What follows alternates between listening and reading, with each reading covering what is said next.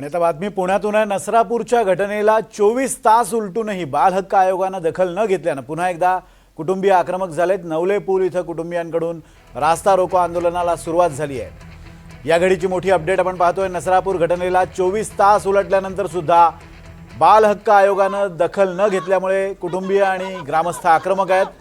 आपण हे दृश्य पाहतोय। नवले पुलावर ठिय्या आंदोलन करत या ग्रामस्थांनी आणि नातेवाईकांनी न्याय देण्याची मागणी केलेली आहे।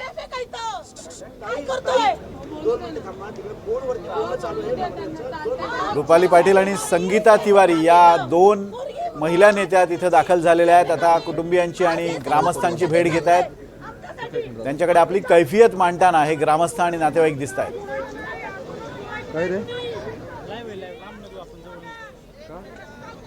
पुण्याच्या नसरापूरमध्ये एका 3.5 वर्षीय मुलीवर लैंगिक अत्याचार करून एका नराधमानं तिची हत्याही केली। दगडानं डोकं ठेचून तिची हत्या केलेली आहे आणि या सगळ्या प्रकरणात जमाव संतप्त आहे, नातेवाईक संतप्त आहेत, ग्रामस्थ संतप्त आहेत। त्यांचं असं म्हणणं आहे की तातडीनं न्याय झाला पाहिजे। संतापाचा भर इतका आहे की सातत्यानं ग्रामस्थ नातेवाईक आक्रमक होत आहेत, सरकारला जाब विचारतायत। लवकरात लवकर फाशी द्यावी अशी मागणी या नातेवाईकांनी केली आहे, ग्रामस्थांनी केली आहे। त्यावर स्वतः मुख्यमंत्री देवेंद्र फडणवीसांनी सुनेत्रा पवार यांच्या फोनवरून या ग्रामस्थांशी संवाद साधला होता। त्यावेळेला फास्ट ट्रॅकवर हा सगळा खटला चालवून लवकर नक्की फाशी दिली जाईल असं आश्वासन मुख्यमंत्र्यांनी दिलंय।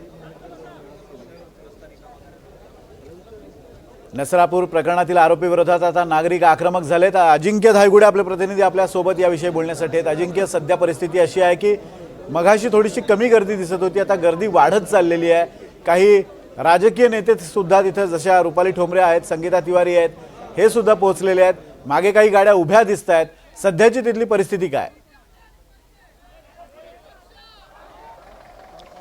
सध्या गेल्या 1 तासापासून पुणे बेंगलोर महामार्ग जो आहे तो त्या चिमुकलीच्या नातेवाईकांनी आणि गावकऱ्यांनी अडवून धरलेला आहे। मोठ्या प्रमाणात वाहतूक कोंडी झालेली आहे। मात्र चिमुकलीचे जे नातेवाईक आहेत त्यांचं म्हणणं असं आहे की मुख्यमंत्र्यांनी स्वतः या ठिकाणी यावं, आमचा आक्रोश जाणून घ्यावा।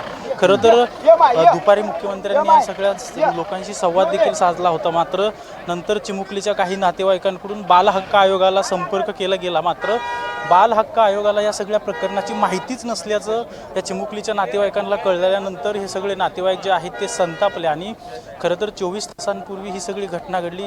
गेल्या 24 तासांनंतर देखील आत्ता ज्या ठिकाणी समोर छोटीशी ॲम्ब्युलन्स दिसते, त्या ॲम्ब्युलन्समध्ये त्या चिमुकलीचा मृतदेह घेऊन हे सगळे नातेवाईक या ठिकाणी आंदोलन करत आहेत। मोठे संतापलेले हे सगळे नातेवाईक दिसत आहेत। आणि जोपर्यंत त्या आरोपीला ठेचून मारलं जात नाही किंवा जोपर्यंत त्या आरोपीला जशाच तसं केलं जात नाही तोपर्यंत आम्ही या ठिकाणावरून हलणार नसल्याचं या ठिकाणी या सगळ्या नातेवाईकांची भूमिका आहे। आणि मोठी तणावाची परिस्थिती या ठिकाणी निर्माण झाल्याचं सध्या चित्र पाहायला मिळतंय। खरं तर पुणे पोलीस दलातील सगळे DCP, सगळे पोलीस उपायुक्त दर्जाचे जे अधिकारी आहेत ते आता या ठिकाणी आलेले आहेत। जे स्थानिक पुण्यातील नेते आहेत, जसं की तुम्ही म्हणताय संगीता तिवारी असेल, रुपाली पाटील ठोंबरे असतील किंवा इतर जे नेते आहेत ते आता या ठिकाणी यायला सुरुवात झालेली आहे। या रास्ता रोकोला पाठिंबा द्यायला सुरुवात झालेली आहे। मात्र 24 तासापूर्वी ज्या चिमुरडीचा या 65 वर्षीय भीमराव कांबळेने जो ठार मारलं, त्या मृतदेह देखील अद्याप या ठिकाणीच आहे। आणि मोठ्या प्रमाणात या ठिकाणी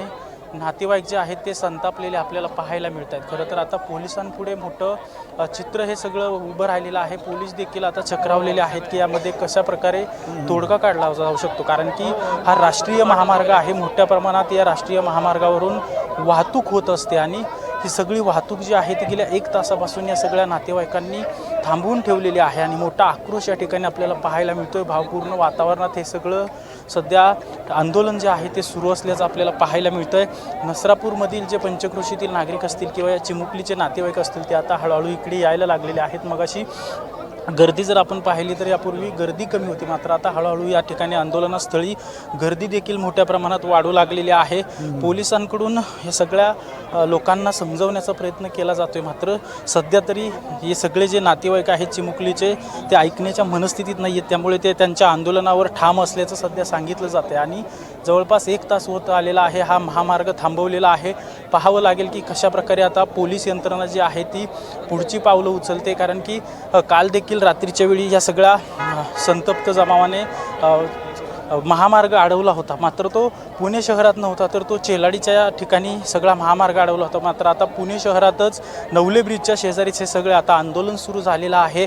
वरिष्ठ पोलीस अधिकारी या ठिकाणी या सगळ्या नातेवाईकांशी बोलण्याचा प्रयत्न करत आहेत. मात्र नातेवाईकांची सध्याची मनस्थिती पाहिली तर ते काहीही ऐकून घ्यायच्या मनस्थितीत नाही आहेत, कारण की इतकं निर्गुणपणे हे सगळं या आरोपीने कृत्य केलेलं आहे की चीड आणणारं हे कृत्य आहे. आणि या ठिकाणी जो माणूस आपण प्रत्येक माणूस पाहतोय, जो या ठिकाणी माणूस येईल तो चिडलेल्या आणि रागावलेल्या सगळ्या आवेशात या ठिकाणी येतोय. आणि त्यामुळे इथला संताप जो आहे तो खूप मोठ्या प्रमाणात संताप आहे. म्हणजे पुढे जाऊन ही परिस्थिती चिघळण्याची देखील शक्यता वर्तवली जाते, कारण की हे सगळे नातेवाईक जे आहेत ते संतप्त नातेवाईक आहेत. काही लोक या सगळ्या लोकांना शांत करण्याचा देखील प्रयत्न करतात. मात्र सध्याची परिस्थिती आपण बघतो ही गर्दी आता वाढत चाललेली आहे. नातेवाईकांचं असं म्हणणं आहे की लवकरात लवकर या सगळ्या प्रकरणाची तड लावावी, बालहक्क आयोगाने या सगळ्याची दखल घ्यावी, फास्ट ट्रॅक कोर्टात खटला चालवून लवकरात लवकर आरोपीला फाशी दिली जावी अशी मागणी हे करतायत. मात्र भावना तीव्र आहेत. मुख्यमंत्री स्वतः या संदर्भात ग्रामस्थांशी बोललेले आहेत. त्यांनी आश्वासन दिलं आहे की तातडीनं फास्ट ट्रॅकवर हा खटला चालवून आरोपीला फाशी दिली जाईल अशी हमी त्यांनी दिलेली आहे. तरीसुद्धा ग्रामस्थ आणि नातेवाईक अजूनही आक्रमक आहेत. त्यांच्या काही मागण्या आहेत, त्या संदर्भात स्थानिक प्रशासनाशी त्यांना चर्चा हवी आहे.